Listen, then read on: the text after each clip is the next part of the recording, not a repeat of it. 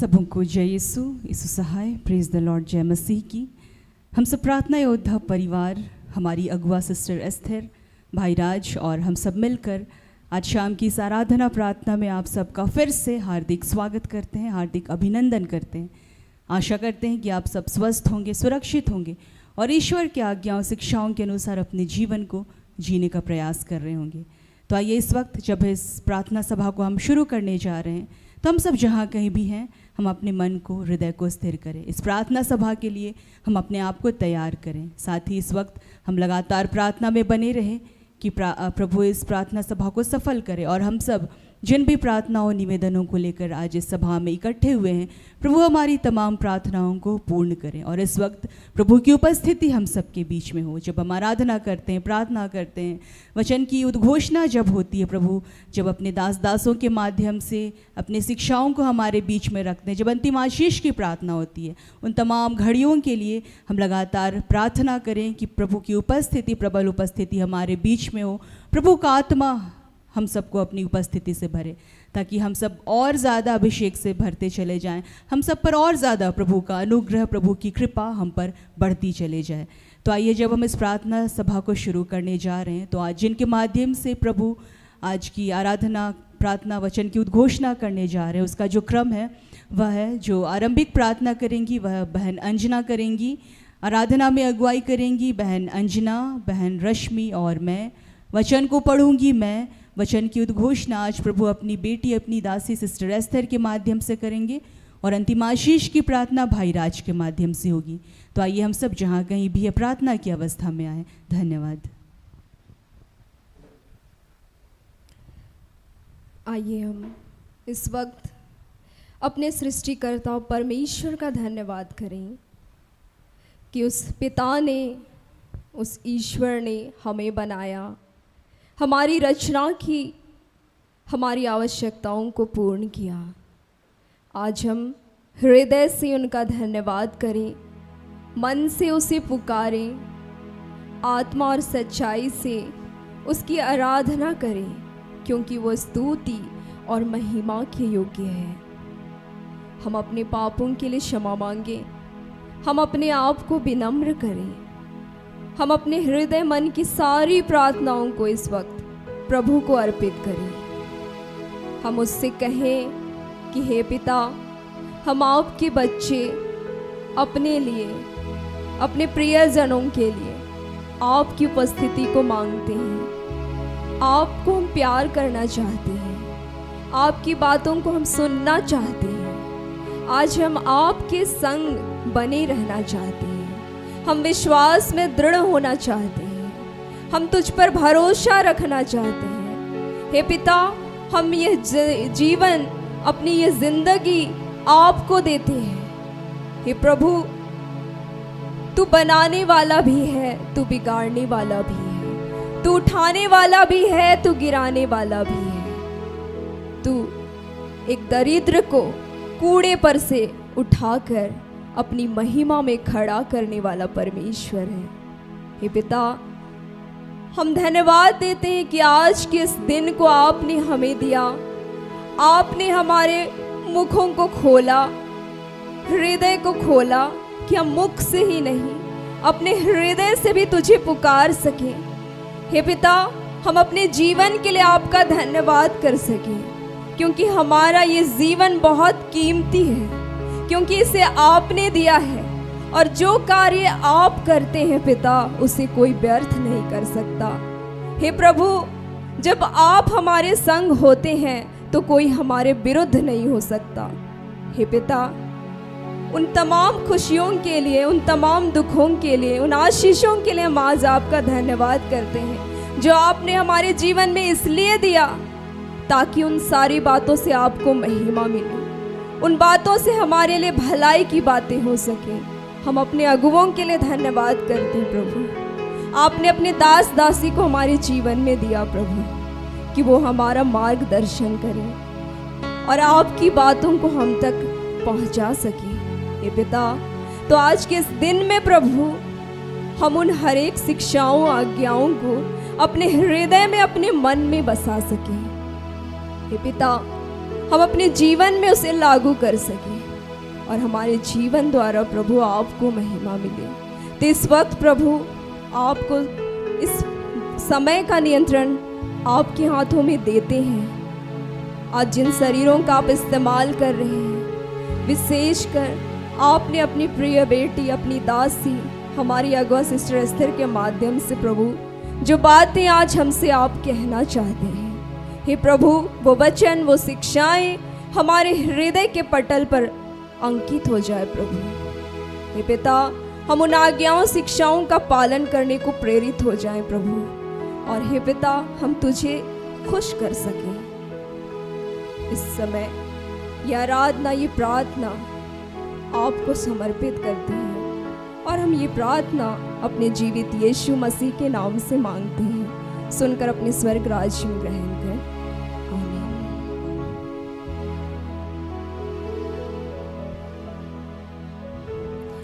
इस वक्त आइए, ये सुंदर समय है कि हम प्रभु की आराधना करें, उसके नाम को ऊंचा उठाएं, क्योंकि इस धरती पर और स्वर्ग में भी एक ही नाम है, यीशु नाम। उस नाम की महिमा और स्तुति हम हृदय से करें।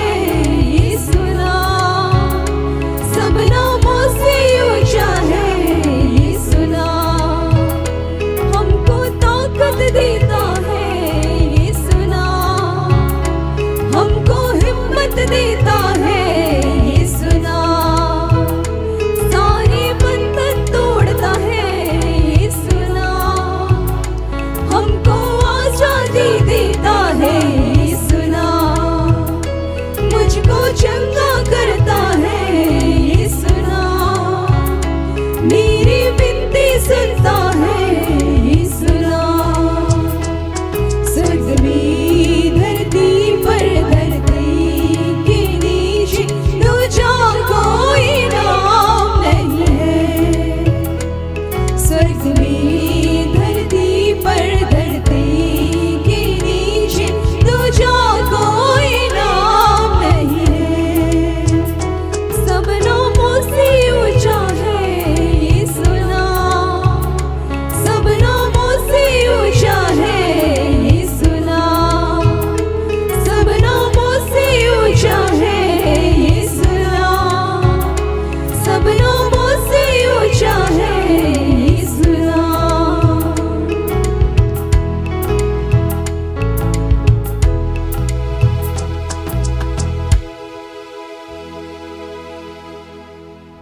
आइए हम प्रभु की स्तुति करते हुए एक और गीत को गाएं।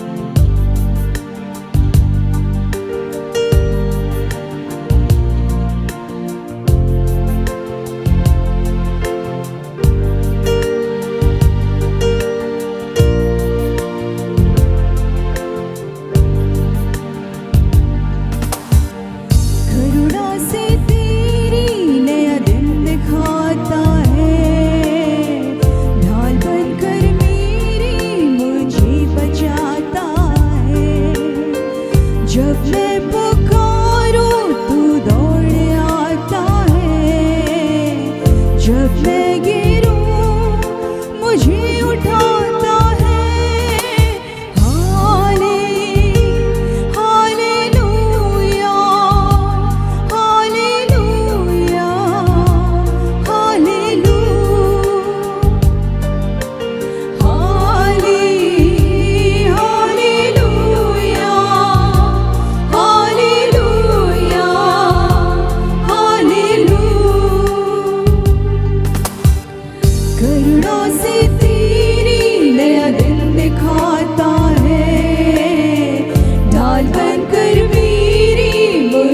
बचाता है।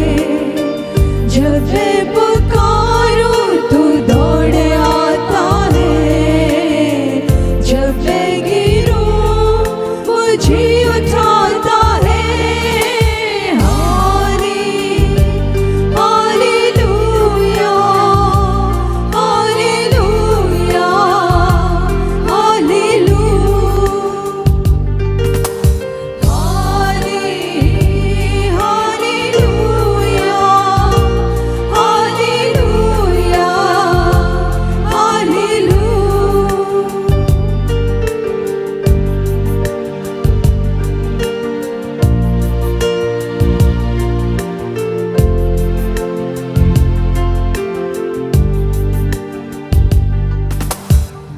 सारे जहां में तुझसा कोई नहीं, तुझको छोड़ कोई प्रभु है ही नहीं। घुटने में टेकूं बस तेरे सामने, तू है मेरा प्रभु, तू मेरा पिता। हालेलुया,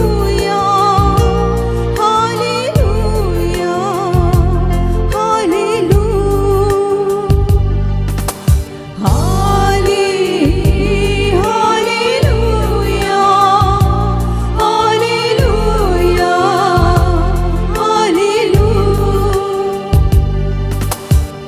सारे जहां में तुझसा कोई नहीं, तुझको छोड़ कोई प्रभु है ही नहीं। घुटने में टेकूं बस तेरे सामने, तू है मेरा प्रभु, तू मेरा पिता। हालेलुया, हालेलुया,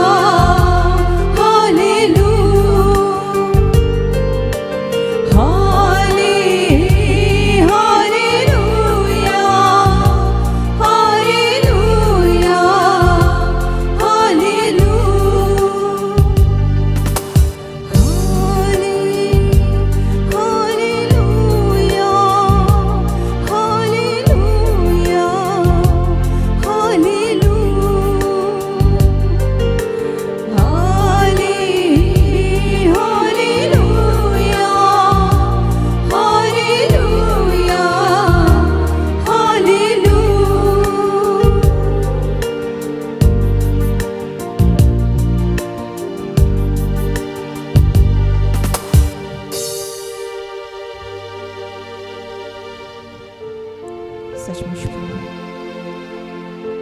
आपकी स्तुति करना, आपकी आराधना करना कितना अच्छा है कि हे प्रभु, आपने हमें फिर से आज अपनी शांति से, अपने आनंद से, अपने सुकून से भरा है। प्रभु, हम आपको धन्यवाद देते हैं। हे प्रभु, आपके इस महान प्रेम के लिए हम निरंतर आपको धन्यवाद देते हैं। हे प्रभु, हमें निरंतर अपने गले से लगाने के लिए हम आपको धन्यवाद देते हैं। प्रभु, जब जब हमने आपको पुकारा है प्रभु, अपने हमारी तमाम खामियों को भूल कर प्रभु हमें अपने गले से लगा लिया है। पिता, हम आपको धन्यवाद देते हैं। हे प्रभु, इस वक्त हम फिर से हर एक बातों का नियंत्रण आपको देते हैं प्रभु, और इस प्रार्थना को हम आपके बेटे उद्धारकर्ता यीशु मसीह के नाम से मांग लेते हैं। दया से सुनिए और स्वर्ग के राज्य में ग्रहण कीजिए। आमीन।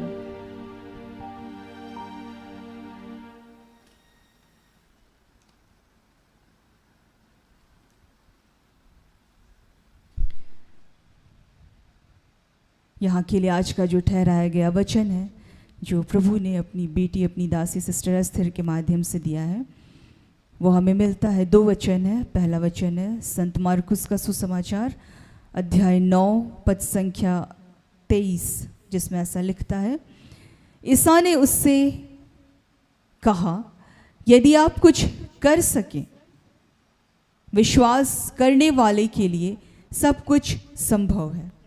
दूसरा वचन है स्तोत्र ग्रंथ भजन संहिता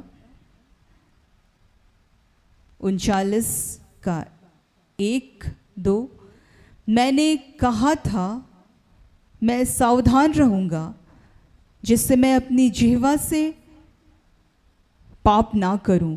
जब तक विधर्मी मेरे पास हैं मैं अपने मुंह पर लगाम लगाऊंगा। यहाँ तक यह प्रभु की वाणी है। ईश्वर को धन्यवाद।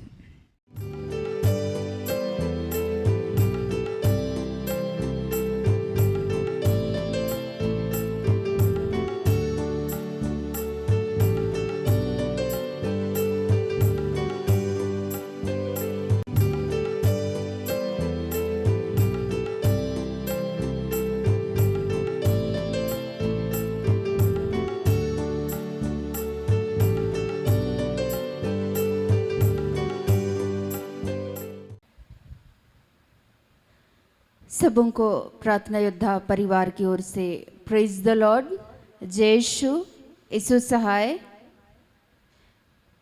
आइए हम लोग इस घड़ी वचन में आगे बढ़ने के पूर्व जितने भी भाई बहने जो इस स्थान पे उपस्थित हैं या जहाँ भी यूट्यूब के द्वारा संगति कर रहे हैं, एक पल के लिए हम पिता से प्रार्थना करेंगे। हे अनुग्रहकारी जीवित महान प्रेमी पिता, सचमुच में प्यारे प्रभु आज के इस पवित्र दिन के लिए धन्यवाद करते हैं। हम सबों को प्यारे प्रभु आपने एक झुंड होकर पिता परमेश्वर हम सभी आपके बच्चे आपके समीप आते हैं। पिता आज के दिन में प्यारे प्रभु तो अपने जीवित वचन के द्वारा हम में से हर एक के साथ आप बातचीत कीजिए। जहाँ भी तेरे दास और दासियाँ इस घड़ी खड़े हैं पिता, आज हमारे ही तरह आज यीशु मसीह के नाम से हर एक के मुख के द्वारा आप बोलिए पिता। वचन के एक रहस्यों को हम सबों के बीच में प्रकट करने के लिए पिता पुत्र पवित्र आत्मा के नाम पर इस घड़ी आपकी अधीनता को चाहते हैं, आपको आमंत्रित करते हैं पिता। अपनी उपस्थिति को दीजिए और आज के दिन में हर वो बंधन पिता जो आज हमें आपसे अलग करना चाहती है पिता, आज यीशु के नाम से तोड़ते हैं पिता। हम सभी इस घड़ी आत्मा में एक होकर तुझसे प्रार्थना करते हैं। तू हम सबों के पाप और गुनाहों को प्यारे प्रभु यीशु मसीह के लहू द्वारा धो शुद्ध और पवित्र करने के लिए पुनः पिता तुझे धन्यवाद करते हैं। अपनी उपस्थिति को देना, अपना सामर्थ्य को हम सबों के बीच में प्रकट करना पिता। आज सचमुच में प्यारे प्रभु आपका वचन अधिकाई से एक एक के जीवन में फलवंत होने के लिए पिता आज धन्यवाद करते हुए इस घड़ी पिता परमेश्वर इस दीनताई की प्रार्थना को उद्धार करता यीशु मसीह के नाम से मांगते हैं। दया से सुनिए और ग्रहण कीजिए, आमीन। आज का जो वचन हम सबों को दिया गया है, पहला वचन है मरकुस 9 पद संख्या 23। मरकुस 9 पद संख्या 23। यीशु ने उससे कहा, यदि तू कर सकता है, यह क्या बात है, विश्वास करने वाले के लिए सब कुछ हो सकता है। दूसरा वचन है भजन संहिता 39, स्तोत्र ग्रंथ जिसको कहते हैं भजन संहिता 39 पद संख्या 1। मैंने कहा, मैं अपनी चाल चलन में चौकसी करूँगा ताकि मेरी जीभ से पाप ना हो। जब तक दुष्ट मेरे सामने है तब तक मैं लगाम लगाए अपना मुंह बंद किए रहूँगा। आज इस वचन के द्वारा प्रभु हम सबों से हर दिन ही अपने जीवित वचन के द्वारा बातचीत करना चाहते हैं, लेकिन सर्वप्रथम आज के इस दिन के लिए धन्यवाद करते हैं। प्रभु ने आज पुनः हम सबों को ये कहा अपने जीवित वचन के द्वारा कि विश्वास करने वालों के लिए सब कुछ संभव हो सकता है। यदि आप कर सकते हैं तो एक काम कीजिए। क्या कीजिए? विश्वास। एक बार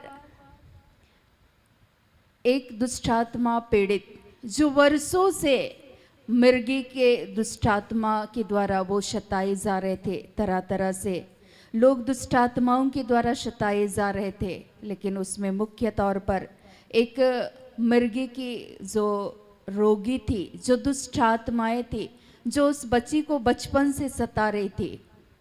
लोग यीशु मसीह के पास लेकर के आए और यीशु मसीह उस बच्ची के पिता से पूछते हैं कि ये बच्ची को समस्या कब से है।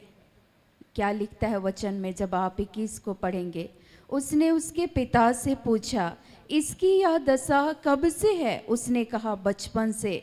उसने इसे नष्ट करने के लिए कभी आग और कभी पानी में गिराया, परंतु यदि तू कर सके तो हम पर तरस खाकर हमारा उपकार कर। उनके पिता यीशु मसीह से रिक्वेस्ट करते हैं कि इसको तो बचपन से ही ये जो दुष्टात्मा था ये सता रहा था, कभी पानी में गिरा देता था, कभी आग में ले जा करके इसको नष्ट करना चाहता था। यीशु मसीह पूछते हैं, आप क्या चाहते हैं? लेकिन वो उस बच्चे के पिता से यीशु मसीह कहते हैं, सिर्फ एक ही काम आपको करना है। क्या करना है?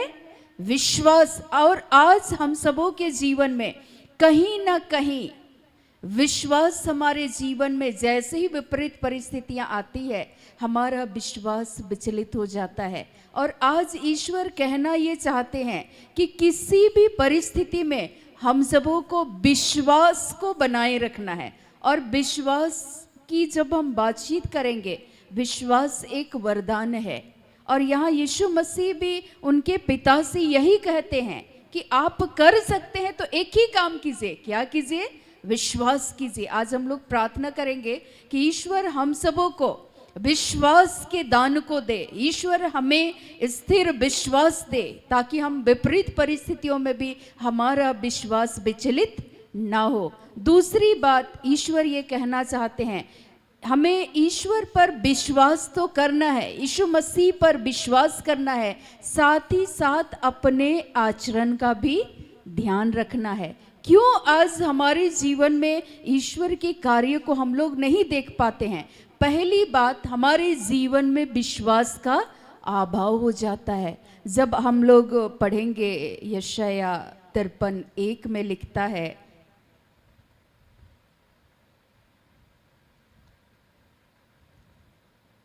प्रभु का वचन ऐसा कहता है, जो समाचार हमें दिया गया उसका किसने विश्वास किया और यहोवा का भुजबल किस पर प्रकट हुआ। आज हम लोग बोलते हैं कि जब हम लोग 5वां पद को पढ़ेंगे तो उसी 53 का 5 में लिखता है, परंतु वह हमारे ही अपराधों के कारण घायल किया गया, हमारी अधर्म के कामों के कारण कुचला गया, हमारी ही शांति के लिए उस पर ताड़ना पड़ी, उसके कोड़े खाने के द्वारा हम भले चंगे हो जाते हैं। किसके कोड़े खाने के द्वारा? यहाँ यशाया भविष्यवक्ता किसकी चर्चा कर रहे हैं? जो आने वाले यीशु मसीह के विषय में यहाँ पर कहते हैं कि यीशु मसीह को कोड़ा लगाया जाएगा और उसके कोड़े खाने के द्वारा हम भले चंगे होते हैं। लेकिन जो यीशु मसीह हमारे लिए कोड़ा सहा, जो अत्याचार सहे, उस यीशु पर आज हम लोग विश्वास नहीं करते हैं। इसीलिए यहाँ 53:1 में लिखता है, जो समाचार हमें दिया गया उसका किसने विश्वास किया। आज हम लोगों को जो यीशु मसीह आज के वचन में भी कह रहे हैं, उस पिता से कहते हैं आप कर सकते हैं तो एक ही काम कीजिए, बस और बस क्या कीजिए? विश्वास कीजिए। विश्वास करने वालों के लिए सब कुछ संभव हो सकता है। अगर आप विश्वास करते हैं और शहतूत के पेड़ से कहते हैं यहाँ से उखड़ कर चला जा, आप दुष्टात्मा को आदेश देंगे, दुष्टात्माएं किसी भी व्यक्ति के अंदर अगर कार्य कर रही है तो उस शरीर को छोड़ करके चली जाएंगी। दूसरी बात, ईश्वर बोल रहे हैं कि हमें सर्वप्रथम अपने आचरण का भी ध्यान रखना है कि हम कैसे बोलते हैं। आज का जो वचन दिया गया है हम लोगों को, दूसरा वचन भजन संहिता 39:1 में, मैंने कहा मैं अपनी चाल चलन में चौकसी करूंगा ताकि मेरी जीभ से पाप ना हो। जब तक दुष्ट मेरे सामने है तब तक मैं लगाम लगाए अपना मुंह बंद किए रहूंगा। यहाँ दाऊद प्रार्थना करते हैं ईश्वर से कि और मैं अपने चाल चलन में चौकसी करूंगा, मैं अपने आचरण का ध्यान रखूंगा। हमारे जीवन में विश्वास में बने रहने के लिए विपरीत परिस्थितियों में भी अपने आचरण का ध्यान रखना है, तो भी हमें प्रभु के वचन और शिक्षा के अनुसार चलना है। और दूसरी बात है, गलत बात बोलने से, इस जुबान से बोलने से क्या करना है, अपने आप को बचाना है। अगर आप आशीष चाहते हैं तो पहले बात क्या करना होगा, विश्वास करना होगा। दूसरी बात, हमारे जीवन में हमें क्या करना होगा। आज बहुत सारे लोग मिलेंगे, जब आप काम करने के लिए निकलेंगे या अपने घर में, परिवार में, समुदाय में, लोग आपके विरुद्ध में तरह तरह से षड्यंत्र रचेंगे, आपके विपक्ष में खड़े हो जाएंगे। लेकिन ऐसी परिस्थितियों में आप क्या करते हैं। दाऊद यहाँ लिखते हैं कि मैं अपनी चाल चलन में चौकसी करूंगा, मैं अपने आचरण का ध्यान रखूंगा। और आज इस वचन के द्वारा हम सबों से ईश्वर ये कहते हैं कि हमें भी अपने आचरण का ध्यान रखना है। विपरीत परिस्थिति में, जब हमारे जीवन में परिस्थिति ठीक हमारे विपरीत हो, लोग हमारे विरुद्ध में यीशु मसीह के लिए कैसे वो हमारे लिए निंदा सह रहे थे, कैसे वो अपमानित किए जा रहे थे, कैसे यीशु मसीह को पिलातुस के सामने जब लिया गया, तो उस समय में यीशु मसीह क्या कर रहे थे। जब हम लोग उसके आचरण की चर्चा करेंगे, हमारे लिए सबसे अच्छा उदाहरण है यीशु मसीह। अक्सर हमें यीशु मसीह के जीवन शैली से आज सीखने की ज़रूरत है कि वो विपरीत परिस्थितियों में कैसे वो स्थिर रहते थे, कैसे अपने जीवन में यीशु के जीवन के द्वारा कैसे कार्य हो रहे थे। जब आप पढ़ेंगे, मरकुस में ही लिखता है, मरकुस 15 में,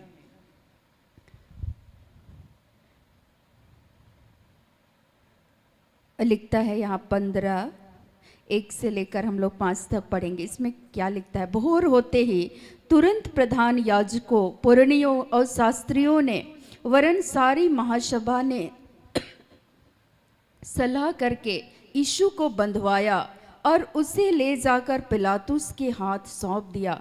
पिलातुस ने उससे पूछा, क्या तू यहूदियों का राजा है? उसने उसको उत्तर दिया, तू आप ही कह रहा है। प्रधान याजक उस पर बहुत बातों का दोष लगा रहे थे। पिलातुस ने उससे पूछा, क्या तू कुछ उत्तर नहीं देता?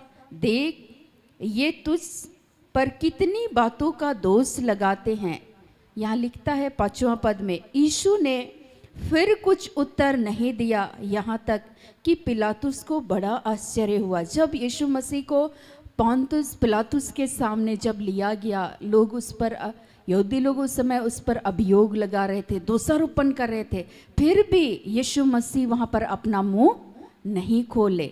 लेकिन आज हमारे जीवन में जैसे ही परिस्थितियां, वहां पर कोई भी दोष उस पर पिलातुस नहीं पाए और इसीलिए वो चुपचाप वहां पे रहे। यीशु उसको एक शब्द भी नहीं बोले। ये लोग आप पर अभियोग लगा रहे हैं, ये लोग आप पर दोष लगाने के लिए आप पर दोषारोपण कर रहे हैं, ढूंढ रहे हैं आपको गलत साबित करने के लिए, और वे बार बार यीशु के विरुद्ध बोल रहे थे। लेकिन ऐसे भी परिस्थिति में यीशु मसीह पिलातुस के सामने चुपचाप खड़े थे, वो कुछ भी जवाब नहीं दिए।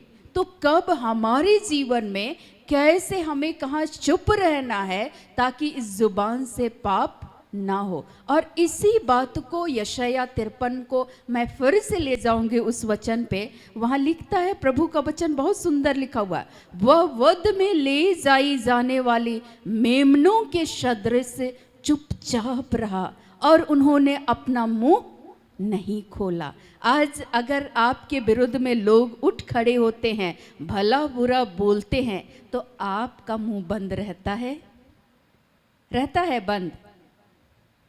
हम लोग सोचते हैं कि अच्छा ठीक है, ये अगर 5 शब्द बोल रहे हैं तो हम 1 शब्द पक्का बोलेंगे। पहली बात, हमारे जीवन में उस पिता के जैसे, जिस पिता के पुत्री को मिर्गी का रोग था, जो दुष्ट आत्माओं से सताई जा रही थी, उस विपरीत परिस्थिति में उस पिता को, उस बेटी के पिताजी को यीशु मसीह बोलते हैं, आप कर सकते हैं तो विश्वास कीजिए। विपरीत परिस्थिति में पहली बात विश्वास करना है। दूसरी बात, यीशु मसीह के ऊपर जब अत्याचार हो रहा था, जब जुल्म हो रहा था, वो वध में ले जाई जाने वाली मेमनों के सदृश चुपचाप रहा। हम लोग वचन में पढ़ते हैं, लेकिन वो उन्होंने अपना मुंह नहीं खोला। लेकिन हमारे जीवन में जैसे ही विपरीत परिस्थिति में हमारे विपक्ष में लोग खड़े हो जाते हैं, फट फट हम लोग जवाब देने लगते हैं। अच्छा, 5 तो नहीं बोल सकते, एक तो हम ऐसा बोलेंगे और अपने शब्द से हम लोग ऐसे घायल कर देते हैं। ये जुबान, आज हम लोग इस मुंह का, अपने जुबान से निकलने वाले एक एक शब्द का हम लोग कैसे इस्तेमाल करते हैं। सबसे पहली बात, आज कई बार हम लोगों को भड़काने का प्रयास करते हैं। हमें हमेशा ये प्रयास करना है लोगों के जीवन में भला हो, लोगों के जीवन में अच्छा हो। हमारे इस जुबान को हमें अच्छी बातों को करने के लिए इस्तेमाल करना चाहिए। एक तो इस जुबान से पाप करने से बचना है। सबसे पहले आज हम लोग इस संसार में, वर्तमान समय में सबसे ज्यादा पाप करते हैं इस जीवा से, इस जुबान से। और इसीलिए दाऊद यहाँ पर प्रार्थना करते हैं कि मैं अपने आचरण की चौकसी करूंगा, अपने चाल चलन की मैं चौकसी करूंगा, अपने आचरण का मैं ध्यान रखूंगा, ताकि इस मुंह से पाप ना हो। और आज हमारे जीवन में सबसे ज्यादा शैतान हमारे मुंह को इस्तेमाल करता है, क्योंकि इस जुबान के द्वारा हम ईश्वर की स्तुति भी करते हैं और दूसरे को अपशब्द भी कहते हैं। याकूब की पत्री में लिखा हुआ है। तो आज आपको चुनाव करना है कि आप विपरीत परिस्थिति में पहली बात ईश्वर पर विश्वास करते हैं, दूसरी बात आपको इस बातों का ध्यान रखना है कि इस जुबान पर नियंत्रण रखना चाहिए। दूसरी बात, चूंकि आज अगर हम इस जुबान के द्वारा अपशब्द बोलते हैं, दूसरों के हृदय घायल हो जाते हैं। दूसरी बात ये देखना है कि कई बार हम क्रोध के आवेश में हमारी इच्छाएं, हमारी मनोकामनाएं पूर्ण नहीं होती है। हमारे अनुसार हम जो चाहते हैं वैसे अगर सेवक कोई बात नहीं कहते हैं तो हम लोग सेवक के विरुद्ध भी उठ खड़े हो जाते हैं। अपने इस जुबान से हम लोग निंदा करते हैं। अगर हम लोग वचन को देखेंगे तो मूसा की बहन मरियम मूसा के लिए भी भला बुरा बोल रही थी, और जब बोल रही थी तो उसको कोढ़ का रोग हो गया था। तो आज हमारे भी जीवन में, ये नहीं बोल रही हूँ कि आज आप रोगी हो जाएंगे, लेकिन पाप करने से क्या करना है, बचना है। यीशु के जीवन में चुनाव आया, चुनौतीपूर्ण स्थितियां आई, लेकिन यीशु मसीह, मैंने पढ़कर बताया, उन्होंने चुपचाप अपना मुंह बंद रखा। आज हमारे भी जीवन में हमें चुपचाप कई बार अपने आचरण को ध्यान रखते हुए चुपचाप रहना है, ध्यान रखना है अपने आचरण का कि हमें ऐसी परिस्थिति में क्या करना है। कई बार मैंने अपने जीवन को जब मैं झांक करके देखी, बहुत सारी बड़ी बड़ी चुनौतियां आई जहाँ मुझे बिल्कुल भी मालूम नहीं था। एक बार सेवा कार्य करने के तहत मैं अपने गांव छोड़ करके मैं शहर में जब आई तो बहुत दिनों तक जो भी चर्च का जो लेन देन रहा, सब कुछ करते रहे, अपना कार्य निभाते रहे। मुझे कुछ दिनों के बाद, कुछ सालों के बाद मुझे फ़ोन आया कि आप लोगों का पूरी तरह से उस चर्च से नाम काट दिया गया। और उसके बाद पूरे लोग, मोहल्ले में सारे लोग बोलने लगे कि अब तो ये आते जाते नहीं हैं, तो सीधे इनका नाम चर्च का रजिस्टर से काट दिया जाए। और मेरे जो घर के सगे संबंधी थे वे काफ़ी परेशान थे कि ऐसा तो नहीं होना चाहिए। जब लेन देन पब्लिक खड़ी हो गई, जितने भी लोग जानते थे वो लोग खड़े हो गए कि बच्ची तो ये तो अपना कर्तव्य तो पूरा कर रही है, फिर कहीं पर भी ईश्वर का ही कार्य कर रही है, तो आप उसके विपक्ष में क्यों खड़े हैं। और मुझे बार बार फ़ोन आ रहा था कि आपका नाम काट दिया गया हमेशा के लिए, और सारे लोग विपक्ष में खड़े हो गए हैं। सारे हमारे जो संबंधी हैं, परिवार के सदस्य हैं, अन्य जो सदस्य हैं, उन्हें बार बार कह रहे थे, और मेरे घर वाले काफ़ी परेशान थे, मेरे जो रिलेटिव हैं वे काफ़ी परेशान थे। वे कह रहे थे कि ऐसा कैसे हो सकता है, और जो भी कमेटी के जो मेंबर्स थे वो सब लोग कह रहे थे कि नहीं, हम लोग सीधे रजिस्टर पर से उनका नाम काट देंगे, ये लोग मरेंगे, कहीं भी रहेंगे, ये लोग जाने। और उसके बाद मैंने कहा अपने घर वालों से, अपने संबंधियों से, मैंने कहा अरे कुछ नहीं होगा, ईश्वर है हमारे पक्ष में, ईश्वर कार्य करेंगे। जो लोग अगर गलत योजना रच रहे हैं, गलत षड्यंत्र रच रहे हैं, प्रभु उनको अपने नियंत्रण में ले, ईश्वर उनके जीवन को आशीषित करे। इतना बड़ा काम हो रहा है, पूरा रजिस्टर से नाम कट जाएगा, आपको कुछ पता है? मैंने कहा कुछ नहीं होगा। मुझे वहाँ के अधिकारियों ने मुझे फ़ोन किया कि बच्चा हम लोग तुमसे मिलना चाहते हैं। मैंने कहा कि ठीक है, अगर आप लोग बुलाते हैं तो मैं ज़रूर आऊँगी। मैं यहाँ से गई, मैंने कहा कि क्या बात है, अगर हम ईश्वर के राज्य के विस्तार के लिए ही अगर यहाँ कार्य नहीं कर रहे हैं, कहीं और कार्य कर रहे हैं, लेकिन जो कलीसिया के प्रति जो मेरा कर्तव्य है वो मैं निभा रही हूँ, तो इसमें अगर आप लोगों को मेरा नाम काट देना उचित लगता है तो कर दीजिए, अगर नहीं लगता है तो मत कीजिए। तो वे लोग हंसने लगे, बोले अरे बेटा ऐसा कोई बात नहीं, तुम ईश्वर के राज्य के विस्तार के लिए कार्य करते हो, हमें पता है। और उन्होंने आंख बंद करके उन्होंने सपोर्ट किया, और उन्होंने कहा कि जाओ खुल करके ईश्वर के राज्य के लिए तुम काम करो, बाकी जो होगा हम लोग देख लेंगे। क्योंकि मेरे पक्ष से कौन लड़ रहे थे तब भी? ईश्वर। लेकिन उन विरोधियों से, जहां लोग अगेंस्ट खड़े थे, मैंने उन लोगों से मुंह नहीं लगाया। मैंने अपने रिलेटिव से यही कहा कि उनके लिए आज प्रार्थना करना, ये हमारे लिए चुनौतीपूर्ण स्थिति है। क्या हम उन लोगों से लड़ भिड़ते हैं? क्या हम इस समय में परिस्थितियां जब हमारे विपरीत है, क्या हम अपशब्द बोलते हैं?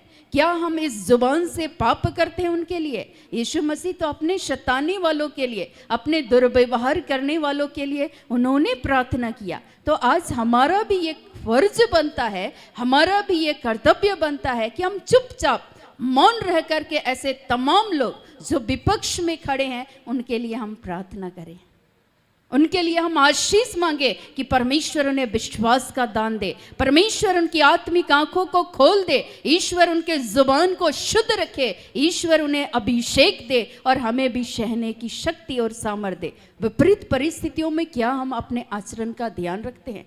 कई बार तरह तरह से, ये तो मैं कुछ उदाहरण बताइए, कई बार ऐसे ही विपरीत परिस्थितियां आपके जीवन में भी आती है। मैंने यीशु का जीवन उठा करके बताया, उनके लिए भी बार बार विपरीत परिस्थितियां आ रही थी, लेकिन उस विपरीत परिस्थितियों में चुपचाप यीशु मसीह सिर्फ और सिर्फ ईश्वर की इच्छा को पूर्ण कर रहे थे और अपने कार्यों को उन्होंने पूर्ण किया, और अंततः ईश्वर पिता ने उन्हें महान बनाया।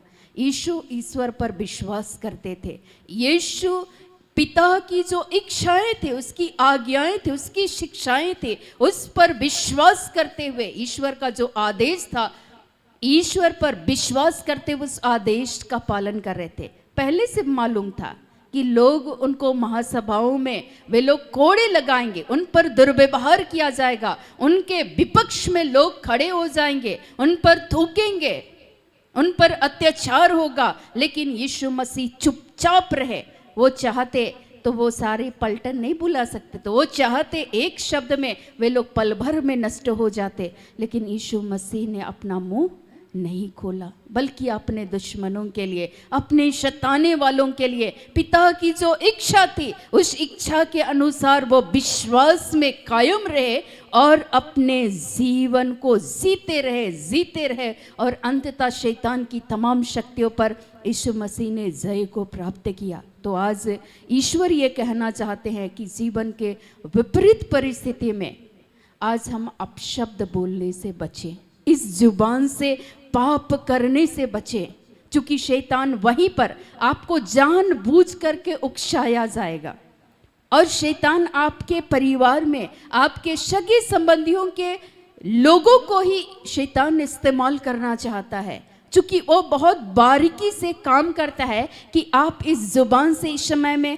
आप अपशब्द निकालते हैं कि नहीं, क्योंकि इस पे अभिषेक है, और आप अपनी जुबान को कैसे इस्तेमाल करते हैं, इसके लिए प्रभु भी तो आपको जांचेंगे और परखेंगे।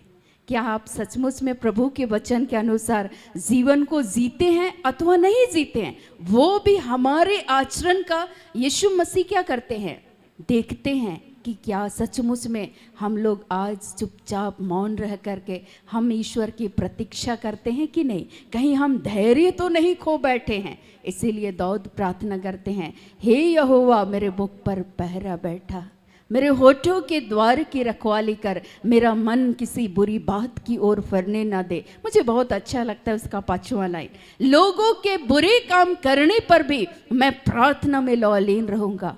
दूसरे अनुवाक्या में कैथोलिक बाइबल में क्या लिखता है प्रभु का वचन, लोगों के बुरे काम करने पर भी मैं प्रार्थना द्वारा उनके कुकर्म का विरोध करूंगा।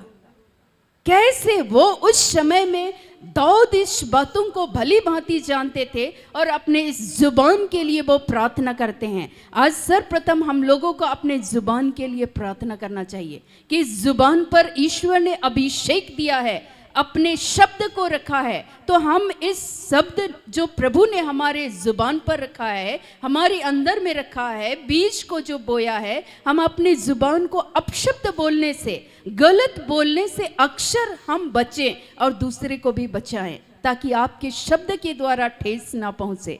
और इसी बातों को दाऊद कहते हैं कि ताकि मेरी जीभ से पाप ना हो, जब तक दुष्ट मेरे सामने है तब तक मैं लगाम लगाया अपना मुंह बंद किए रहूंगा। यीशु मसीह लगाम लगा करके अपना मुंह बंद रखे थे। वो चाहते तो वो बोल सकते थे, लेकिन कुछ भी नहीं बोले, चुपचाप रहे। पोंतुस पिलातुस के सामने जब उनको खड़ा किया गया, बस अंत में एक ही शब्द बोले, अगर आपको ऊपर से यह अधिकार ना दिया जाता तो आपका मेरे ऊपर कोई अधिकार नहीं होता। बहुत सारे लोग उस पर तरह तरह से अभियोग लगा रहे थे। आज आपको और हमें लोग छोड़ देंगे, जिस यीशु को लोग नहीं छोड़े भला बुरा बोलने से, तो आज आप और हम बच जाएंगे क्या? नहीं।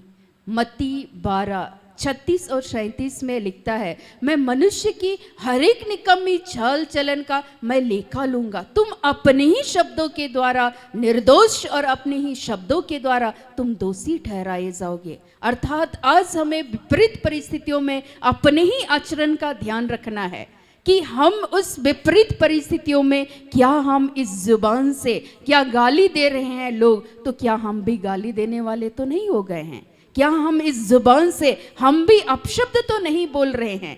क्या हम अंदर से, चूंकि प्रभु ईश्वर हमारे अंतकरण, हमारे हृदय के उस मनोभाव को वो जानते हैं, हमारे मुख से निकलते ही नहीं है, वो हमारे अंतकरण को जांचने वाले ईश्वर है। कहीं हम मुंह से नहीं बोल रहे हैं लेकिन हम अंदर से गालियां तो नहीं दे रहे हैं। आज हमें अपने अपने आचरण का ध्यान रखना है कि कहीं हम विश्वास के मार्ग से भटक तो नहीं रहे। पहली बात, शैतान सबसे पहले आपके विश्वास पर हमला करता है, ताकि आपका विश्वास ईश्वर पर से, और जो ईश्वर के दास और दासियों के द्वारा अगर प्रभु बोल रहे हैं तो वहां से भी आपके विश्वास पर चोट मारना चाहता है और आपके विश्वास को धाराशाही करके आपको ईश्वर से दूर करना चाहता है। आज हमें अपनी आत्मिक आंखों को खोलना है ताकि हम विश्वास में स्थिर रहें। विपरीत परिस्थितियों में भी पिता है तो पिता अपने बच्चों को कोड़े लगाता है, अनुशासित करते हैं। तो कई बार आपके अधिकारियों के द्वारा, ईश्वर की इच्छा थी कि यीशु मसीह सताए जाए, ईश्वर की इच्छा थी कि उनके जीवन पर उन्हें कोड़े लगाया जाए, और यीशु मसीह को ये बातें अच्छी तरह से मालूम था कि मुझे इस संसार में कैसी कैसी परिस्थितियों से होकर गुजरना पड़ेगा। इसीलिए वो अपने मृत्यु के पहले वो घोषणा कर रहे थे, अपने शिष्यों को समझा रहे थे कि देखो तुम लोग को साथ भी ये स्थितियां आएंगी, लेकिन यीशु मसीह के ऊपर ईश्वर का अनुग्रह था। जब आप पढ़ेंगे लूका 2 को, वहाँ स्पष्ट लिखा हुआ है कि यीशु मनुष्य और ईश्वर के अनुग्रह में वो उस बुद्धि और ज्ञान में वो आगे बढ़ते चले गए। आज हमें विपरीत परिस्थितियों में ईश्वर पर विश्वास को बनाए रखना है ताकि प्रभु की अनुग्रह हम सबों पर हो। और इस बातों का भली भांति ध्यान रखना है कि उस जुबान से सर्वप्रथम हम सभी आज पाप करने से बचे। चूँकि विपरीत परिस्थितियों में हमारे जीवन में हम संयम को खो बैठते हैं, संयम कंट्रोल नहीं कर पाते हैं जब हमारे विपक्ष लोग खड़े होते हैं और कंट्रोल नहीं कर पाते हैं, और हम वहाँ पे हमारा जुबान जब खुलते हैं तो इतनी गलत गलत बातें हम लोग बोलते हैं कि मैं आपको क्या बताऊं।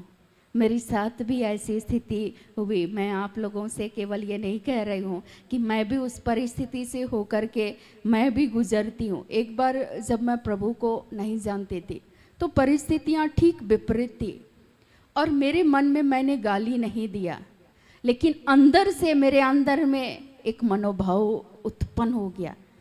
मैं रोज दिन गाली और अपशब्द जो अपने सगे लोगों के द्वारा, जब मैं अपने परिवार के सदस्यों के द्वारा मैं सुनते मैं थक गई। और एक दिन मेरे मन में बहुत ही भयानक कड़वाहट आने लगा, और उस कड़वाहट के दौर पर मैंने तो मुंह तो नहीं खोला, मैं गाली तो नहीं दी, लेकिन मेरे अंदर से ऐसा मनोभाव आया कि ईश्वर मेरे मुख से निकलने के पहले ही उन बातों को भली भांति जानते हैं, और इस बातों को प्रभु में आने के बाद पवित्र आत्मा ने मेरे जीवन में प्रकट किया। मैंने अंदर ही सोचा कि माँ बाप अपने बच्चे को जन्म देते हैं, लेकिन परवरिश करना इससे भी अधिक अच्छा होना चाहिए।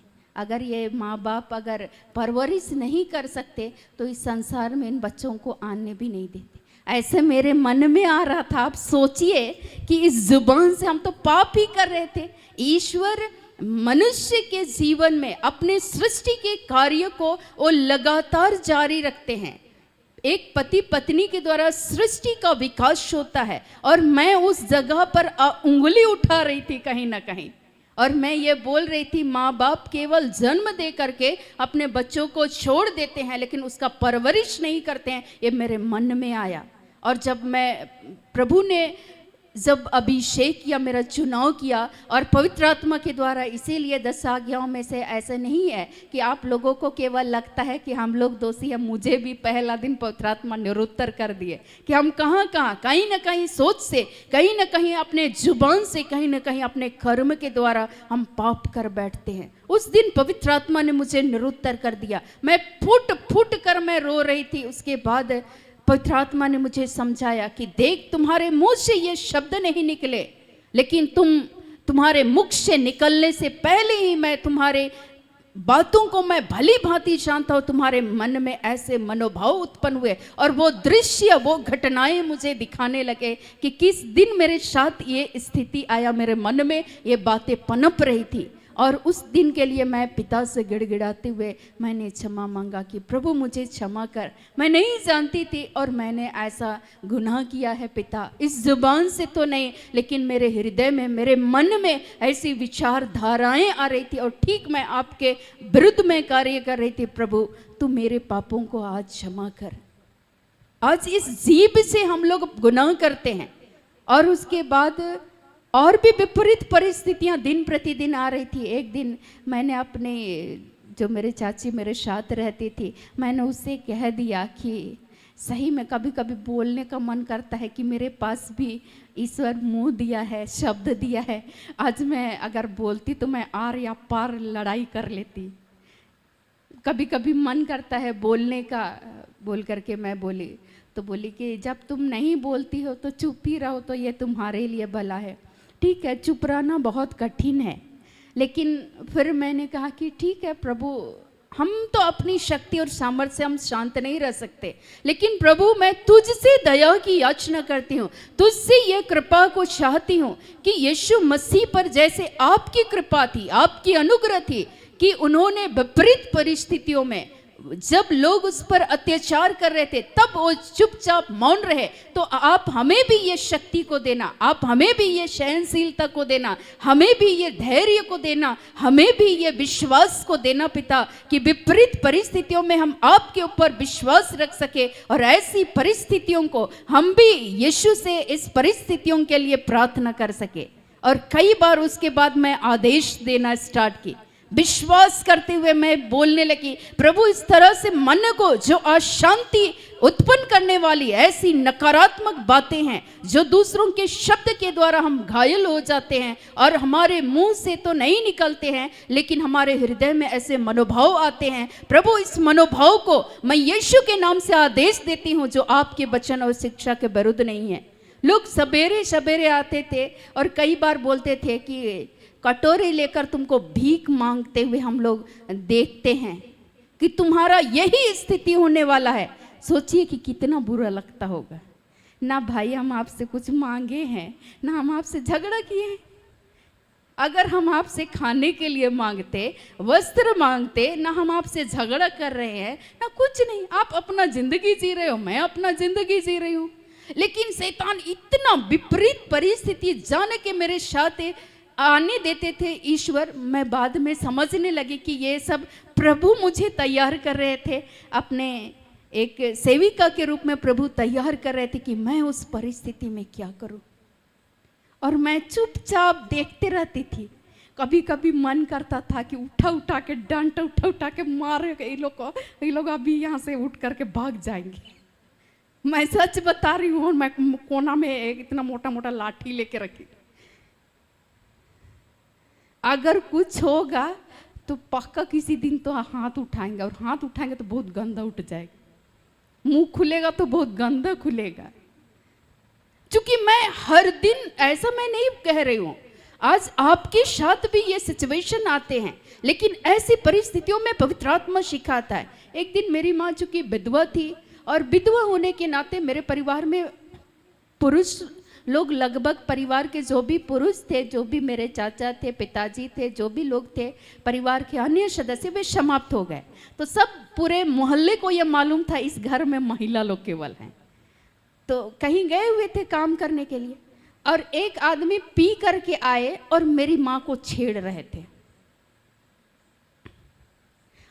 और मुझे एकदम आभास होने लगा कि कुछ गलत होने वाला है। मैं भागते हुए स्कूल से मैं दौड़ते आ रही थी रास्ता से, कहीं खेत था, मैं बैग को पीछे हैंग की, और कहीं मैं दौड़ रही थी, कहीं मैं चल रही थी, और मेरा अंतरात्मा से मुझे ऐसा आ रहा था। उस समय मैं नहीं जानती थी कि ऐसा ईश्वर कार्य कर रहा है, लेकिन ऐसा लग रहा था कुछ अनहोनी घटनाएं घटित होने वाली है तुम्हारी ही माँ के साथ। और मैं मैं भागते हुए आ रही थी। सारे मेरे साथ और भी 10-15 बच्चे थे। वे लोग बोल रहे थे, दीदी तुम कहाँ भाग रही हो? तो मैं फिर भी मैं भागे जाऊं, पता नहीं कहाँ से शक्ति आ रहा था, और सबको पीछे छोड़ करके हम भागते हुए आए, चूंकि मुझे लग रहा था कोई अनहोनी घटनाएं मेरी माँ के साथ घटित हो रही है। मैं भागते हुए जैसी आई, मैं दरवाजा खोली, एकदम माँ बोल के मैं तेजी में मैं आवाज लगाई। वो आदमी डर के मारे कांपने लगा, दरवाजा के पीछे छुप गया। और उसके बाद वो मेरी माँ को छेड़ने का कोशिश कर रहे थे, और वो बोल रहे थे तुम विधवा है, मैं तुमको बर्बाद करके रखूंगा। और मैं सुनी, और उसके बाद अंदर से मुझे भी गुस्सा आ रहा था। मैं भी बोल रही थी, आज ये जो पुरुष है ना, इसका सारा जो पुरुष होने का जो गर्व है, जो ये बल रखते हैं, जो ताकत रखते हैं, आज मैं इसको मारूंगी, ऊपर से नीचे डंडा चला के मारेंगे। लेकिन मेरे मन में ऐसी बातें आई। मैं एक पल के लिए मैं दरवाजा के पास, मैं सिर्फ और सिर्फ चुपचाप एक बार मैं उसकी ओर देखी। वो आदमी थर थर कांपने लगे, और वो पेशाब भी कर दिए। मैं आपको सच बता रही हूँ, पता नहीं कहां से मेरे अंदर में प्रभु वो बल को दिए। मैं चुपचाप मैं प्रार्थना करने लगे। एकदम मुझे गुस्सा आया, लेकिन मैं बोली कि प्रभु इस गुस्सा को मैं आपके हाथों देती हूँ। मन कर रहा था बहुत जी भर के मैं गाली दूं, अपशब्द कहूं, लेकिन प्रभु ने कहा कि देखो मेरे ऊपर अत्याचार हो रहा था, तब मैं चुप रहा। क्या तुम चुप रहती हो सब चीजें देख करके? और मैं चुपचाप सिर्फ मैं वहां आंसू बहा रही थी, और मुझे तरस आया। मैंने कहा कि प्रभु तू तरस खा अपने इस बेटे पर, और ऐसे तमाम लोग जो गलत योजना तैयार करते हैं, इन लोगों के जुबान पर, इनके शरीर पर आपकी आत्मा का नियंत्रण हो। और उसके बाद मैं प्रार्थना करने लगी। वो चुपचाप वहां से निकल रहे थे। मैंने कहा कि रुकिए, एकदम चुपचाप एक भोले भंडारी की तरह कि हम कुछ नहीं किए हैं, वो जा रहे थे। मैंने कहा ठहरिए। मैंने कहा कब मेरे घर में घुसे थे आप? तो बोले कि अभी थोड़ी देर पहले, और हम गलत करना चाह रहे थे तब तक तुम पहुंच गई। मैंने कहा डर और लगता नहीं है ईश्वर से? तो बोले हम सोचने लगे कि कोई नहीं है इस घर में पुरुष, तो आज हम सोचे कि पक्का मैं हम इसको कुछ ना कुछ इस पर हम अत्याचार करेंगे, कुछ ना कुछ गलत करेंगे, ऐसे हम योजना तैयार करके आए थे। मैंने कहा कि ईश्वर बोलते हैं किसी के साथ भी आप गलत ना करें, आप सोचे और अपने मुंह से आज बोले। मैंने कहा कि ऐसी कभी किसी के साथ नहीं कीजिएगा। अगर जिसका पति नहीं है ईश्वर उनका पति बनते हैं, जिसका पिता नहीं है स्वयं उसका पिता ईश्वर बनते हैं। और मैंने एक ही शब्द कहा, विधवा और अनाथों के पिता ईश्वर हैं। ईश्वर उनके हृदय की पुकार को सुनते हैं। इस घड़ी ईश्वर यहाँ मौजूद है। और वो चुपचाप मुंह उठा करके बोले गलती हो गया। मैंने कहा कि आज मैं यीशु मसीह के नाम से आपको क्षमा करती हूँ, लेकिन आइंदे दोबारा किसी के साथ भी ऐसा मत कीजिएगा। ईश्वर आपको आशीष दे, ईश्वर आपके जुबान पर, ईश्वर आपके शरीर पर अपना नियंत्रण रखे। आप विश्वास कीजिए। लेकिन उस परिस्थितियों में, विपरीत परिस्थितियों में मेरी माँ को मैंने देखा। बोली कि मैया अगर हम कुछ नहीं किए हैं तो ईश्वर पिता मेरे साथ गलत नहीं होने देगा। मैं यीशु मसीह में विश्वास करती हूँ, मेरे साथ बुरा होने से ईश्वर बचा लेंगे। मुझे मालूम था कि तुम तब तक भागे भागे तुम पहुंच जाएगी। बताइए कि उनका कितना विश्वास था उस माँ को, और इसीलिए वो चाहती थी कि हम कहीं भी जाएं लेकिन हम शाम होते घर वापस लौटे। वो मुझे देख करके वो खुश हो जाती थी। वो एक सुरक्षा को अनुभव करती थी कि मेरी बेटी मेरे लिए लड़ लेगी। लेकिन मैं लड़ती तो नहीं थी, लेकिन अंदर से क्या करती थी, दुआ करती थी। उस विपरीत परिस्थितियों में ईश्वर पर विश्वास करना बहुत कठिन है। जब लोग डाइन बोल करके मेरी माँ को चारों तरफ से घेर कर रखे और लंबा चौड़ा हथियार उसके गर्दन पे था, उस दिन भी मैं सामने खड़ी थी। बहुत सारी विपरीत परिस्थितियां आती है। मैं हाथ जोड़कर उस दिन भी बोल रही थी कि अगर आपको मेरी माँ ने कुछ गलत किया तो आप इनको छोड़ दीजिए, मैं इनकी तरफ से माफ़ी मांगती हूँ, आप मेरा गर्दन काट दीजिए। इन्होंने अपशब्द कहा है, और मैं जानती हूँ कि मेरी माँ किसी से ज़्यादा बोलती ही नहीं थी, किसी के घर जाती ही नहीं थी, लड़ना तो कोसों दूर की बात। वो चुपचाप घर पे अपना खाती थी और रहती थी। और वो इंसान जुल्म लगा रहा था, आरोप लगा रहा था कि ये मेरे जीवन को खा गई, मेरी नौकरी को खा गई, मुझे बर्बाद कर दी, इन्हीं के कारण मैं बर्बाद हुआ हूँ। वो चिल्ला रहे थे, चीख रहे थे, और मेरी माँ के गर्दन पे हथियार था। आप सोचिए, लंबा चौड़ा हथियार, और वो व्यक्ति लंबे चौड़े उस स्थान पर दहाड़ मार रहे थे, चिल्ला रहे थे चीख चीख के। पूरा बस्ती के सारे लोग भाग गए और चीख रहे थे, पूरा मोहल्ला आवाज कर रहा था, सब लोग दूर से खड़े होकर के देख रहे थे। और मैं एक ही शब्द कह रही थी, प्रभु तू आज इसके जुबान पर अपने नियंत्रण को ले। पिता आज इनके शरीर को तू अपने नियंत्रण में ले। पिता आज तेरे ऊपर वो शक्ति है। मैं तेरे ऊपर विश्वास करती हूँ कि इस गोलियत जैसे इस आदमी को इस स्थान से तो इसी घड़ी दूर कर, जैसे आप दाऊद के साथ थे, आज मेरे साथ हो ले पिता। आज तू सत्य प्रतिज्ञा परमेश्वर है, तू अपनी शक्ति को प्रकट कर। वो व्यक्ति चुपचाप खड़े रहे। मैं हाथ जोड़ी, मैंने कहा कि अगर गलती हो गया तो माफ़ करे, लेकिन मेरी माँ को मैं भली भांति जानती हूँ कि ये किसी से झगड़ा नहीं की है, और अगर की भी है तो मैं आपसे क्षमा मांगती हूँ। मैं हाथ जोड़ करके मैं खड़ी थी। मेरे साथ और भी मेरे परिवार के कुछ सदस्य थे, और चुपचाप मेरी माँ को मैं पकड़ करके एक घर ले गई। मेरी माँ तब भी कह रही थी, यीशु मसीह है, वो देखता है। जो यीशु मसीह पहले भी कार्य किया वो आज भी कार्य करेंगे और जीवन के अंत तक कार्य करेंगे।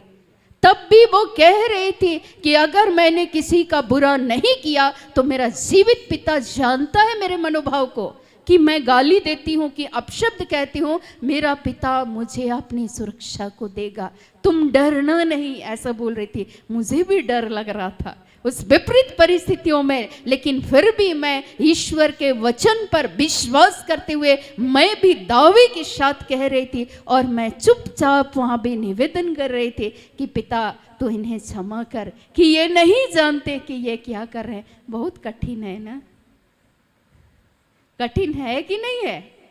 आप आपके आंख के सामने देख रहे हैं सारी घटनाएं, बहुत चुनौतीपूर्ण स्थिति है, बहुत ही कठिन है, असहज, लेकिन हमें तब भी असंभव को संभव करने वाले पिता आज भी मेरे साथ मौजूद हैं। मैं उस शक्ति को मैं अनुभव कर रही थी तब भी, और बोल रही थी कि प्रभु इस परिस्थिति में मुझे धीरज दे, मुझे विश्वास, तेरे ऊपर से मैं विश्वास को खोने ना पाऊं पिता, मेरे विश्वास को, परिवार वालों के विश्वास को स्थिर करना, और पूरे जीवन और परिवार को हम तेरे हाथों समर्पित करते हैं। तू सबों की रक्षा करना, जितने पक्ष में है विपक्ष में है प्रभु, सबों पर अपना नियंत्रण को रखना।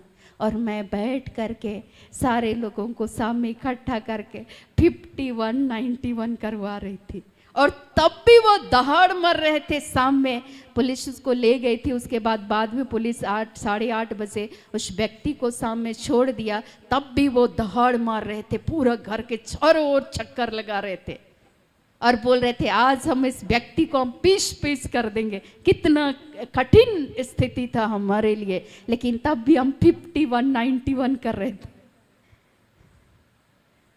तब भी ये भरोसा था, तब भी ये विश्वास था। पिता ने कहा तेरे निकट 1000 तेरी दाहिनी और 10,000 गिरेंगे, परंतु तुमको कुछ नहीं होगा।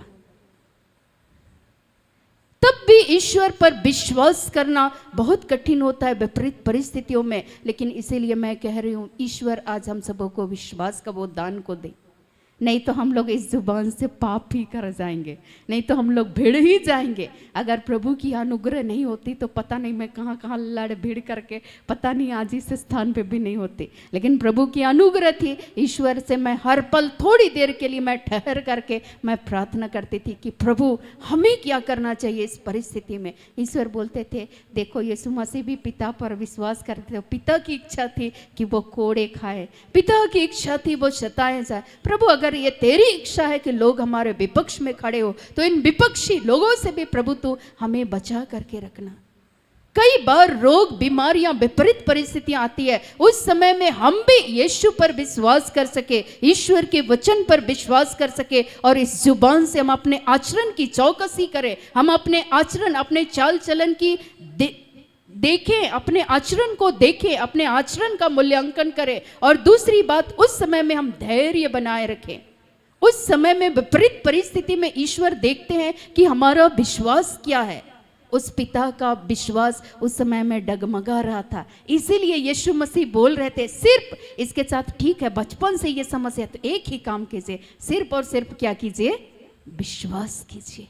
आज हम भी विश्वास करें, हमारे परिवार की स्थितियां बदल जाएंगी। लोग विपक्ष में खड़े हैं, उन लोगों से आपको सामना करने की कोई जरूरत नहीं पड़ेगी, प्रभु आपके पक्ष से होकर के सामना करेंगे। आप चुपचाप इस लड़ाई में तुम्हें लड़ना ना होगा, लेकिन ईश्वर तुम्हारे पक्ष से लड़ेगा। आप अपना मुंह को बंद किए रखिए, जैसे दाऊद प्रार्थना करते हैं, लोगों के बुरे काम करने पर भी मैं प्रार्थना में लौलीन रहूंगा। उन्होंने अपना मुंह ना खोला, यीशु मसीह वध में ले जाई जाने वाली मेमनों के सदृश चुपचाप रहा। लेकिन कहाँ चुप रहना है, कहाँ खोलना है, आज चुप रहने वाला वचन है तो मैं ये बात बोल रही हूँ। तो इसीलिए बहुत कठिन है, लेकिन असंभव नहीं है। सिर्फ और सिर्फ क्या करना है, विश्वास करना है। पिता हमारे विश्वास की रक्षा करे। आज ईश्वर अगर आज हमारे जीवन में विश्वास में विचलित होते हैं, आज ईश्वर हम सबों के विश्वास को बढ़ाए। ईश्वर आज हमें यह अभिषेक दे कि इस जुबान से हम तब भी गलत ना बोले, क्योंकि आपको इस लड़ाई में लड़ना तो नहीं है। ईश्वर पिता आपको इस संसार में भेजे हैं, और वो पिता आपके आगे चलकर वो अगुवाई करना चाहते हैं, वो आपके जीवन की रक्षा करना चाहते हैं, वो ईश्वर आपकी सहायता करना चाहते हैं, बशर्ते कि हम उस परिस्थितियों में ईश्वर से क्या करें, प्रार्थना करें। मेरी दीदी को जैसे ही मैं इन्फॉर्म की कि इस तरह की बातें हैं, तो मेरी दीदी बोल रही थी पक्का उस आदमी को हम लोग मारेंगे, आर या पार, आप हम लोग मुंह बंद नहीं रखेंगे। मैं बोली कि मैं इसीलिए नहीं बताती हूँ कि बहुत सारी बातें आप लोगों से मैं छुपा लेती हूँ और चुपचाप मैं प्रार्थना करती हूँ, क्योंकि आप लोगों को बताएंगे आप लोग सीधे लड़ने पे उतारू हो जाइएगा, सीधे अपना मुंह खोलिएगा, और मुंह खोलेंगे तो फिर हम लोग पाप के भागी हो जाएंगे। तो इसीलिए हम बहुत सारी बातों को छुपाना शुरू किए कि कुछ भी होता था लोग बोलते थे सब ठीक है, सब ठीक है, लेकिन अंदर क्या हलचल हो रहा है ये पिता को मालूम था, और जो लोग साथ में रहते थे उनको मालूम था। हर घड़ी ये प्रार्थना करते रहे कि पिता निरंतर हमारे विश्वास को बढ़ाइए। आज ईश्वर पिता हम सबों के विश्वास को बढ़ाए, और आज यीशु मसीह हम सबों से कह रहे हैं सिर्फ आप कर सकते हैं तो एक ही काम कीजिए। वो क्या कीजिए? एक साथ बोलिए, क्या कीजिए? विश्वास कीजिए। विश्वास करने वालों के लिए कुछ भी चीज असंभव नहीं है। वो पिता तब भी अपनी शक्तिशाली भुजा को प्रकट करते थे और उस छोटे दाऊद के माध्यम से शक्तिशाली गोलियत को मार गिराए। वो ईश्वर आज भी शक्तिशाली है। वो ईश्वर को कहा गया है कि अल्फा और ओमेगा, आदि और अंत वही है। वो ईश्वर जानते हैं भली भांति, लेकिन इस जुबान से सिर्फ और सिर्फ गलत बात बोलने से बचना है, पाप करने से बचना है। और ईश्वर का वचन भजन संहिता में दाऊद ही लिखते हैं, जो मनुष्य अपने जीवन में सुख शांति चाहता है वह अपनी जीभ को बुराई बोलने से रोक रखे। आप चाहते हैं कि सचमुच में आपके जीवन में शांति हो, परिवार में शांति हो, तो इससे पाप करने से क्या करना है? बचना है। कब और किस समय में बोलना है, इसके लिए भी पवित्र आत्मा आपके जीवन में आपका मार्गदर्शन करेंगे। कई बार कुछ बातें ईश्वर चाहते हैं कि आप रुक करके बाद में डिस्कस करें, लेकिन कई बार हम लोग उसी बातों को इमीडिएट डिस्कस कर लेते हैं, जिससे परिवार में क्लेश हो जाता है। हम समझ ही नहीं पाते, हम धैर्य ही खो बैठते हैं और हम क्रोधी प्रवृत्ति के हो जाते हैं, और हम ईश्वर के वचनों को उन विपरीत परिस्थितियों में क्या कर जाते हैं? भूल जाते हैं। आज आप भूले नहीं, लेकिन ईश्वर पर विश्वास करें। और आज ईश्वर बोल रहे हैं सिर्फ हम लोग कर सकते हैं तो एक ही काम करें। वो क्या करें? विश्वास करें। ईश्वर का वचन बहुत सुंदर लिखा हुआ है 21 पद संख्या 23 में, 21 नीति वचन 21 पद संख्या 23, जो अपने मुंह को वश में रखता है वह अपने प्राण को विपत्तियों से बचाता है। अगर इस जुबान को आप अपने नियंत्रण में रखते हैं, वश में करते हैं, कंट्रोल में करते हैं, तो आप बहुत सारी विपत्तियों से ऑलरेडी क्या हो जाएंगे? बच जाएंगे। आज घर टूटने का कारण क्या हो रहा है? पति पत्नी, आज ही मैं देख रही थी, सुबह सुबह मैं आई और जितना भी रिक्वेस्ट आता है तो जो रजिस्टर था मैं उस रजिस्टर को मैं पढ़ रही थी और प्रार्थना कर रही थी। मैंने वहाँ पर देखा कि मेरे पति मुझे तलाक देना चाहते हैं, तो कृपया मुझे तलाक ना दे, इसके लिए आप लोग प्रार्थना कीजिएगा। ऐसा रिक्वेस्ट लिखा हुआ था वहाँ पे। आज क्यों फूट हो रही है? क्यों परिवार में दरारें आ रही है? इसलिए चूंकि जब अगर कोई बात बोल रहे हैं तो हम अपने जुबान पर कई बार हम सुनना नहीं चाहते हैं, और परिवार में भाई भाई को नहीं सुनना चाहते हैं, बहन बहन को नहीं सुनना चाहते हैं, माँ बाप अपने बच्चों की समस्याओं को नहीं सुनना चाहते हैं और उलझ जाते हैं। इसी जुबान से अपशब्द बोलते हैं। आप प्रार्थना कीजिए, पवित्र आत्मा आप विश्वास कीजिए कि आपके परिवार में अच्छाई होगा, आपके घर में सुख शांति होगा। मैं विश्वास करती थी कि पिता मेरे जीवन को आशीषित करेंगे तो करेंगे, हम आशीषित हैं, मैं ये विश्वास करती थी। मैं विश्वास करती थी कि पिता मुझे अपनी सुरक्षा को देंगे, पिता मुझे इस विपरीत परिस्थितियों में हानि होने से बचाएंगे। जब लोग विपक्ष में भी खड़े होंगे, लेकिन पिता तब भी हमारे पक्ष में खड़े होकर हमें अपनी सुरक्षा को देंगे, ये मैं विश्वास करती थी। बुरा नहीं होगा, आज चाहे स्थिति बुरी हो, लेकिन आने वाला कल मेरा अच्छा ही होगा, मैं ये विश्वास करती थी ईश्वर पर। चूंकि एक वचन मुझे याद आता था कि जो यीशु मसीह पर विश्वास करते हैं, ईश्वर से प्रेम करते हैं, उनके लिए सारी बातें मिलकर सिर्फ और सिर्फ भलाई को उत्पन्न करती है। तो मैं वहाँ चुप हो जाती थी कि मतलब इस सिचुएशन में भी प्रभु कुछ कहना चाहते हैं। तो अगर आप चाहते हैं आशीष, सुख, शांति, समृद्धि, रोग बीमारी से आपको ईश्वर आज़ाद करे, विश्वास करना है और इस जुबान पर नियंत्रण रखना है। अपने आचरण को देखना है कि क्या हमारा आचरण, हमारा स्वभाव प्रभु के वचन के अनुसार है कि नहीं है। दूसरी बात, उसी नीति वचन में लिखता है, सुक्ति ग्रंथ में प्रभु का वचन लिखता है कि 22:11, जो मन की शुद्धता से प्रीति रखता है उसके वचन मनोहर होते हैं और राजा उसका मित्र हो जाता है। अगर आप अपने मन को शुद्ध रखेंगे, आप गलत बात नहीं बोलेंगे, तो आपके राजा, आपके अधिकारी भी आपके मित्र होंगे। आपके इर्द गिर्द लोग आपके मित्र बन जाएंगे। सबसे अच्छे मित्र बन जाएंगे यीशु मसीह, जो कि आप उस समय संयम रख रहे हैं, आप उस समय में धैर्य रख रहे हैं, प्रभु के वचन के अनुसार चल रहे हैं, तो यीशु मसीह आपके मित्र बनकर आपके विश्वास को बढ़ाएंगे, आपके जीवन की रक्षा करेंगे। लेकिन बस यीशु चाहते हैं कि आप उस समय भी निरंतर प्रभु से संयुक्त रहें, प्रभु के वचन के अनुसार जीवन को जीने का प्रयास करें। हम पूर्णता तो नहीं है, पूर्ण नहीं है, एक ही पूर्ण है, वो ईश्वर है, लेकिन हम कोशिश कर सकते हैं और कोशिश करने वालों की कभी हार नहीं होती है।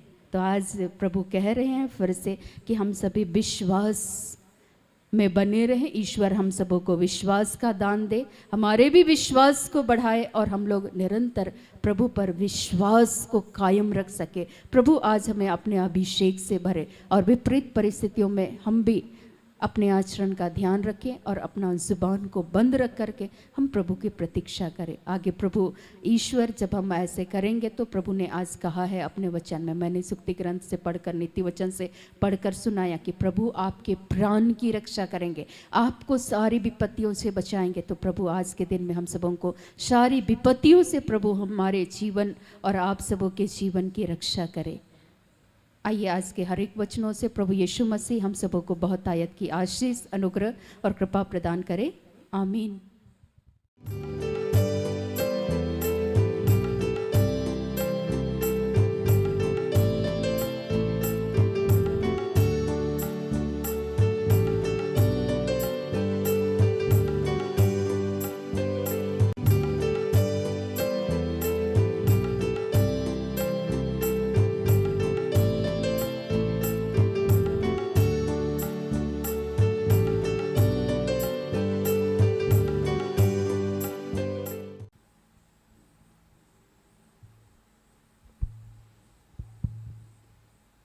आइए प्रार्थना करेंगे।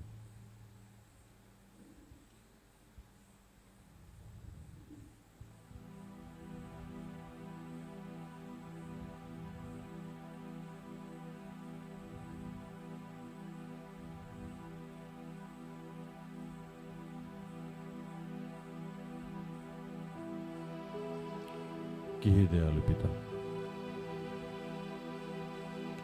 ईश्वर और पृथ्वी के सृजनहार, ये हम सबके रचयिता, तेरा धन्यवाद करते हैं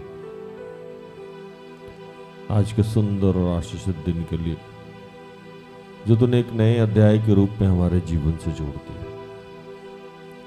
धन्यवाद करते हैं प्रभु कि जितने बच्चे तेरे जहां से देख रहे हैं, सुन रहे हैं, उन सबको तूने स्पर्श किया और पिता उन सबके और हम सबके विश्वास को बढ़ाया है। और हमारे सामने प्रभु अगर विपरीत परिस्थिति आए, उदंड लोग आए, तो हम अपने जुबान पे और अपने आचरण पे नियंत्रण रखें। ऐसी कृपा, ऐसी शिक्षा आज तूने हमें दी है प्रभु। इस चीज को हम पूर्णताई तक पहुंचा पाए आपके सामर्थ्य से, इसके लिए आज हम सबको जो जहां है इस वक्त, जो सचमुच तो आपको ढूंढ रहा है प्रभु, उन सबको इस वक्त आप स्पर्श कीजिए, हमें छूइए, हमें महसूस कराइए प्रभु कि आप हमारे साथ हैं। और आपके साथ से हम भी अपने जुबान पे नियंत्रण कर रख सकते हैं, अपने आचरण पर नियंत्रण रख सकते हैं। और प्रभु जैसे यीशु पिलातूस के सामने और अन्य लोगों के सामने विपरीत परिस्थिति में शांत रहे, अपने जुबान पे नियंत्रण रखा, अपने व्यवहार पे नियंत्रण रखा, हम भी वैसे ही नियंत्रण रखेंगे प्रभु। इसके लिए आज हमें स्पर्श कीजिए। पिता पुत्र पवित्र आत्मा हमारी मदद कीजिए।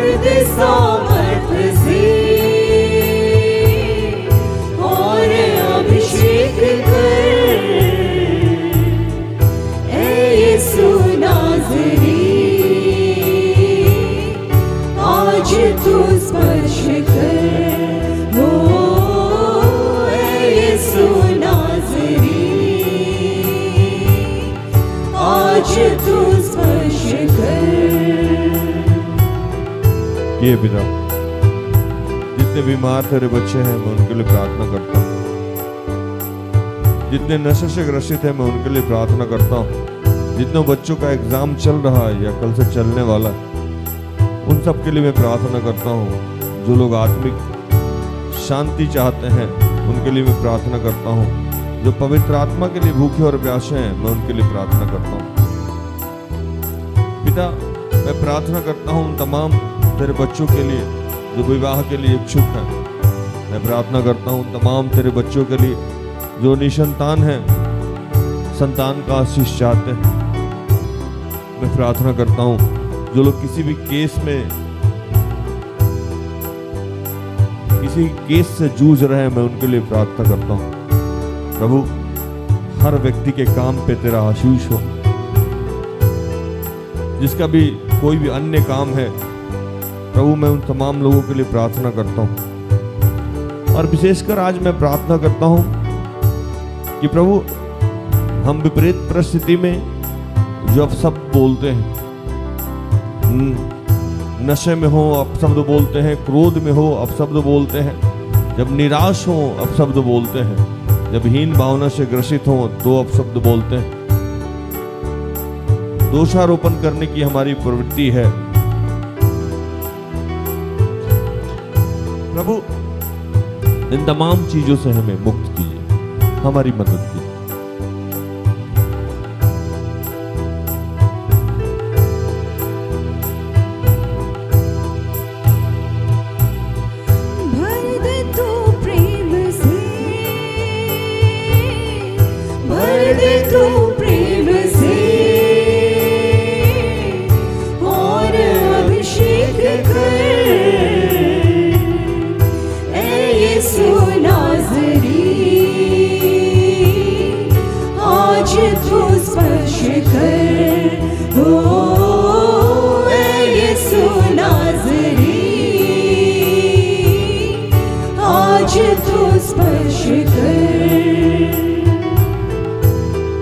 पिता, हम तेरा धन्यवाद करते हैं उन तमाम रोगियों के लिए जिनको तू आज स्पर्श कर रहा है। प्रभु बता रहा है कि किसी के शरीर में कहीं कोई अंग जल गया था, आज प्रभु उसको स्पर्श कर रहा, वो घाव वो जलन के कारण जो समस्याएं थी शरीर के किसी भी अंग में, वो ठीक हो रहा है। अगर आप सुन रहे हैं तो धन्यवाद करें पिता का कि पवित्र आत्मा यीशु के नाम से आपको स्पर्श कर रहा है। जो लोग मानसिक रोगी हैं, पिता यीशु के नाम से पवित्र आत्मा उन्हें स्पर्श कर रहा है। मिर्गी की समस्या से प्रभु इस वक्त बहुतों को निजात दिला रहा। शुगर की समस्या से प्रभु इस वक्त बहुतों को मुक्त कर रहा है। बीपी की समस्या से प्रभु इस वक्त बहुतों को मुक्त किया है, स्पर्श किया। इन दिनों जिनका भी ब्रेन हेमरेज हुआ है, प्रभु ने चंगाई दे रहा। बहुत सारे बच्चे निरंतर बवासीर से परेशान हैं, प्रभु आज उनके दर्द से, उनके परेशानी से उन्हें मुक्त कर रहा। लीवर की और पेट संबंधित अन्य समस्याएं हैं, गैस फॉर्म करना, गैस्ट्रिक की समस्या, प्रभु उनसे मुक्त कर रहा है। किडनी और स्टोन की जो समस्या है, प्रभु उनसे मुक्त कर रहा है। पीसीओडी की समस्या से, सिस्ट की समस्या से प्रभु ने आज बहुतों को मुक्त किया। थायराइड की समस्या से प्रभु ने आज बहुतों को मुक्त किया। निमोनिया से प्रभु ने आज बहुतों को मुक्त किया। एलर्जी से प्रभु ने आज बहुतों को मुक्त किया। घुटने के दर्द से आज पिता ने बहुतों को मुक्त कर दिया। सूजन से, स्वेलिंग है आपके शरीर में कहीं भी, प्रभु ने आपको मुक्त कर दिया। गठिया से पिता ने मुक्त किया है। सिर दर्द से हमेशा हमेशा के लिए छुटकारा मिला। उल्टी से प्रभु ने मुक्त किया।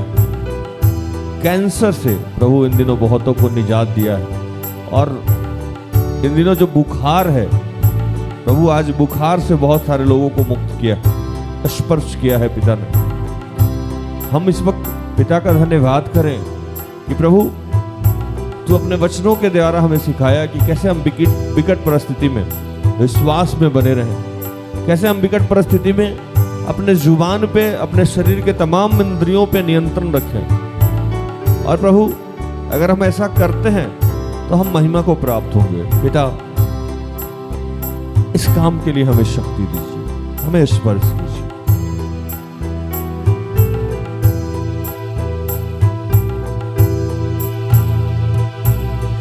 भर दे तू शक्ति से,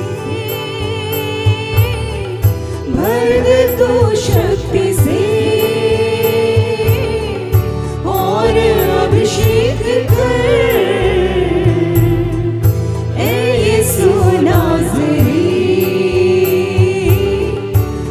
आज तू स्पर्श कर, ओ यीशु नाज़री, आज तू स्पर्श कर। हम पिता का धन्यवाद करेंगे कि प्रभु इस वक्त बहुत सारे लोगों को, विशेषकर महिलाओं को, प्रभु अब शब्द बोलने से मुक्त कर रहा। धन्यवाद करें कि प्रभु आज के बाद से ये सामर्थ्य दे रहा है कि हम ना के बराबर अब शब्द बोल पाएंगे। जो लोग मैक्सिमम अब शब्द बोलता था, विशेषकर महिलाएं, पुरुष भी, तो आज हमें इस शक्ति दे रहा है प्रभु कि हम अब शब्द बोलने से छुटकारा पा रहे हैं। हम इस वक्त नशे से भी मुक्त किए जा रहे हैं यीशु नाम से। और प्रभु इस वक्त हमें क्रोध से भी छुटकारा दे रहा है। हम इस वक्त धन्यवाद करें कि हमारी निराशाएं जा रही है, हमारे जीवन में एक नई आशा की किरण प्रभु डाल रहा है। हमारे अंदर जो हीन भावना था वो समाप्त हो रहा। हम जो निरंतर दूसरों पे दोषारोपण करते थे, प्रभु आज इस स्वभाव से हमें मुक्त किया है। हमारे अंदर जो घमंड की आत्मा थी, जो हम अपने आप में किसी को लगाते नहीं थे, प्रभु इस बात से आज हमें मुक्त किया है। अन्य जो भी दुष्ट आत्मा की शक्ति हमारे जीवन में कार्य करना चाहती थी किसी भी रूप से, प्रभु इस वक्त अपने स्पर्श के द्वारा, अपने सामर्थ्य के द्वारा हमें मुक्त किया है। हम धन्यवाद करेंगे कि जितने भी निसंतान बहनें हैं, उसमें से बहुत सारे लोगों को आज प्रभु ने स्पर्श किया, उनके गर्भ को स्पर्श किया।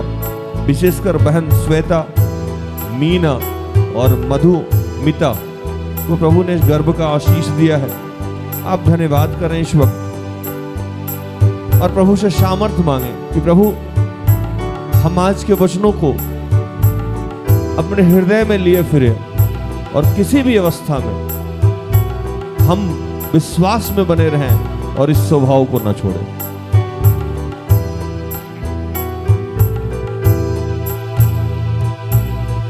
भर दे तू शांति से, भर दे तू शांति से